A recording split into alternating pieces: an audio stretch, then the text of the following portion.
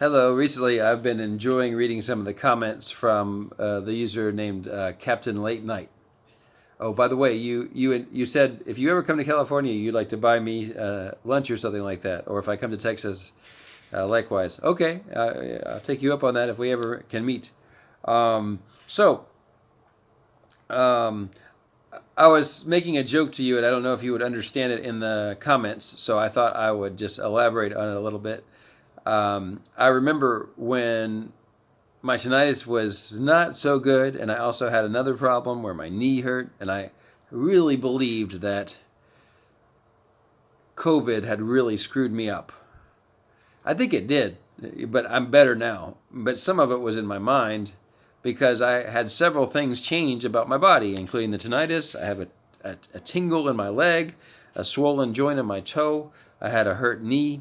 I had gone through a few months of my chest having all kinds of weird feelings and pain, but nothing wrong with my heart or lungs.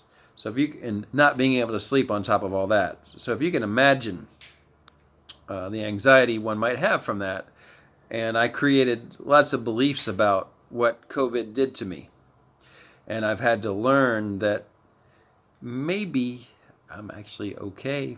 I mean, my body's not perfect, but I'm in pretty good shape. I'm doing all right. But I didn't believe that. And I had to learn to change what I believe.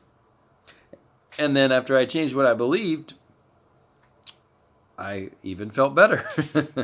so at the time, there was a neighbor of mine he's pretty wealthy, and he has like a big barge that he goes cruising on rivers in Europe, and then he comes back over here to America and lives here in Southern California in a beautiful place too. But he he told me about, I'm trying to remember his name, but he told me about how he had used something called California rocket fuel.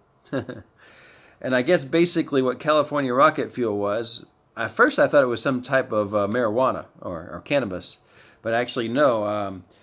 It's what you use if you've tried all the other antidepressants and sleep medications. It's a combination. I don't remember if I can remember the names of them, but there's one sleep medication and one antidepressant that are used in combination for people who have tried everything else, and then they use this because it's the one thing that maybe has a little bit more side effects possibly, but it really works and gets people out of major depression.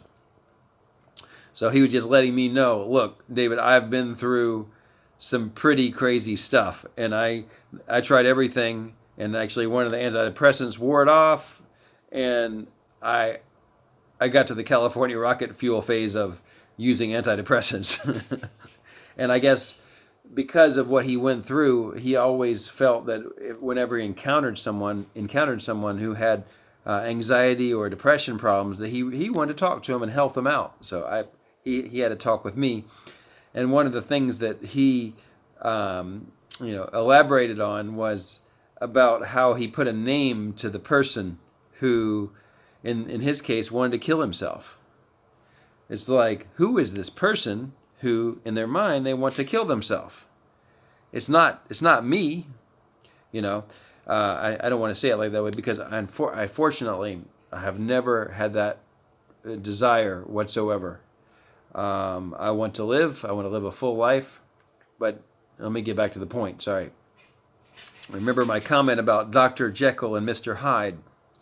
You know, sometimes what happens to us when we've been through some crazy stuff is we have, I think Mr. Hyde's the bad guy, right? So like this whole other person comes out of us and starts thinking these crazy thoughts, you know, and we can call that Mr. Hyde. And my friend, his idea was just that you have to be able to say, hey, Mr. Hyde, or you can give it your own name, give this person your own name. What are you doing here? Get out of here. I don't need you here. You're not doing me any good. And Mr. Hyde might be the guy that thinks about, oh my God, the tinnitus is so loud. I can't sleep, right? You know, that's Mr. Hyde. And you have to be able to identify this is a personality that's kind of coming out of you that you don't need whatsoever. You got to get rid of this Mr. Hyde guy, right?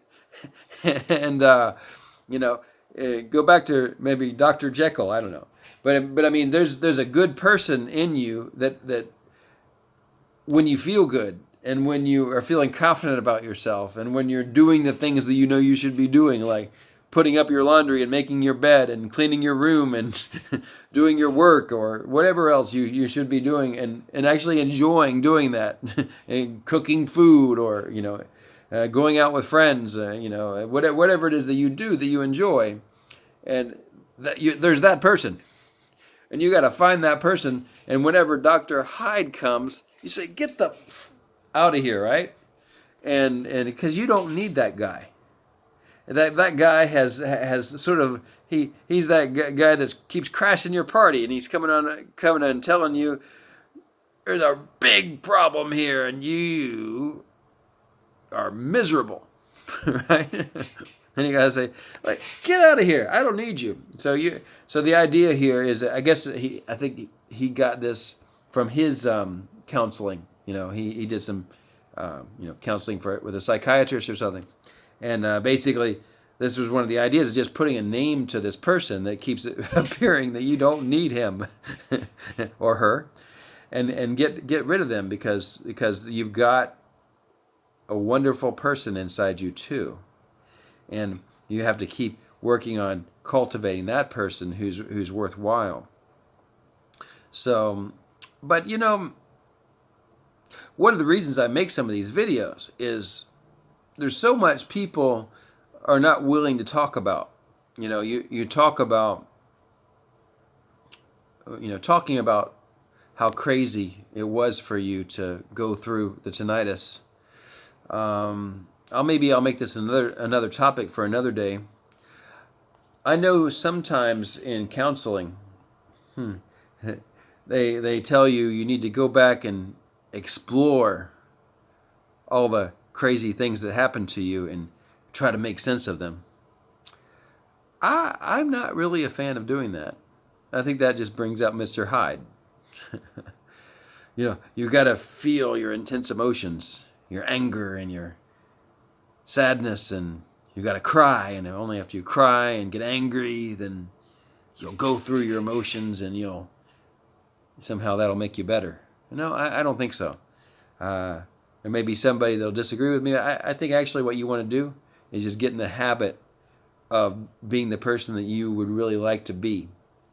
And when some of these things that come up, like your anger or being frustrated or feeling hopeless, come up, you've got to say, that's Mr. Hyde. Get out of here. I don't need you. You're not doing me any good. And I'm going to get my brain in the habit of thinking those things that are more, the emotions that I enjoy having. It's not like you can sit here and be joyous all day long. That would be nice, but unfortunately we can't do that. But there's certain just habits, certain ways of being where it's really just Mr. Hyde, and it's a bunch of BS, and we don't need it. And just getting in the habit of having a full day of activities that are worthwhile, you start feeling pretty good about that. Even when you're having a tough time, it's like maybe you've been involved in doing some stuff and you're kind of looking forward to it. Maybe your tinnitus was especially loud today, but you know what? You got things you're going to do tomorrow and you can't wait to do it because you've been getting in the habit of lining these things up for yourself and then doing them.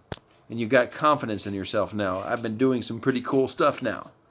I don't care if you don't like it, but I like it, whatever it is, but just find some things you enjoy doing and you look forward to doing, and where you're kind of like developing yourself in some way. I mean, I'll give you some examples, but I can only give you my own examples. I take Chinese lessons. I found some instructors online for like $6 to $8 an hour. It's cheap. So sometimes I'll go through a period where I do it every day. And I look forward to it, talking to the teacher and then teaching me some new things. I dance. and I've got new dance steps that I'm trying to do, and there's always something a new dance step I can do, and I'm looking forward to practicing that step. I've got some things in business that I'm doing where I've got some customers, and I see them appreciating what I do, and I look forward to working with them more and more. Sometimes they've got some things that I'm supposed to do, and I don't take the Mr. Hyde approach and hey, leave me alone, customer. I'm kind of busy. I say I appreciate you being my customer, because if it weren't for you, I wouldn't have any money. So I'm so happy to help you. There's a few, every once in a while I have to say, get out of here. But mostly they're good customers. Yeah. So anyways, I guess the theme today though was just Mr. Hyde, Dr. Jekyll and Mr. Hyde. Or you got Superman, and then you got the villain. And then when the villain comes, that personality, you identify it and you say, hey, I see you for what you are, and I don't need you. I've got other things to do. Okay, so that's I always end with this. I'm trying to think of something cool to say that might help a few people. It seems like I'm getting some pretty good comments. I'm not trying to be famous or anything, but this is kind of good for me too. I'm talking about it, thinking about it. Yesterday was about talking in the mirror. And that's kind of what I'm doing right now. I'm looking at myself on my phone, talk to you. And, it helps me too. So I'm glad it helps you as well. Have a great day. See you later. Bye-bye.